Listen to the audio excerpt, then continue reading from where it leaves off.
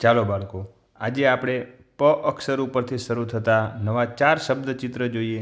જુઓ, આ પહેલું ચિત્ર શેનું છે? અરે વાહ, આ તો તમને સૌને ગમે એવું પતંગ છે. તો ચાલો આપણે તેના વાક્યો વાંચીએ. પતંગ. પતંગ કાગળ અને વાંસની સળીમાંથી બને છે. તેને દોરી લગાવવાથી આકાશમાં ઉડે છે. પતંગ રંગબેરંગી અને જુદા જુદા આકારના હોય છે. ફરી વાંચીએ. પતંગ કાગળ અને વાંસની સળીમાંથી બને છે. તેને દોરી લગાવવાથી આકાશમાં ઉડે છે. પતંગ રંગબેરંગી અને જુદા જુદા આકારના હોય છે. આપણે બીજું ચિત્ર જોઈએ.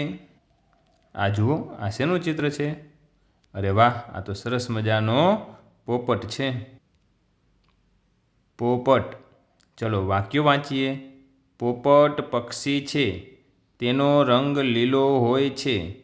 તેના ગળામાં કાંઠલો હોય છે. પોપટ મીઠું મીઠું બોલે છે. ફરી વાંચીએ. પોપટ પક્ષી છે. તેનો રંગ લીલો હોય છે. તેના ગળામાં કાંઠલો હોય છે. પોપટ મીઠું મીઠું બોલે છે. આપણે ત્રીજું ચિત્ર જોઈએ. આ જો ત્રીજું ચિત્ર શું છે? પાંદડા, જેને આપણે પર્ણ પણ કહીએ છીએ. પાંદડા. વૃક્ષ વનસ્પતિને પાંદડા હોય છે. પાંદડા રંગે લીલા હોય છે.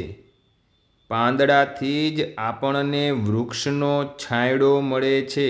ફરી વાંચીએ. વૃક્ષ વનસ્પતિને પાંદડા હોય છે. પાંદડા રંગે લીલા હોય છે. પાંદડાથી જ આપણને વૃક્ષનો છાંયડો મળે છે. આપણે આગળનું શબ્દચિત્ર જોઈએ.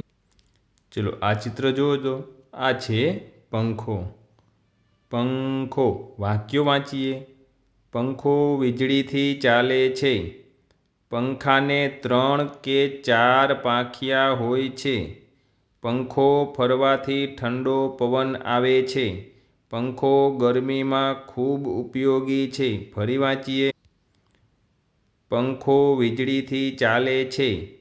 પંખાને 3 કે 4 પાંખિયા હોય છે. પંખો ફરવાથી ઠંડો પવન આવે છે. પંખો ગરમીમાં ખૂબ ઉપયોગી છે. તમે સૌ તમારી નોટબુકમાં આ વાક્યો લખજો. આવજો.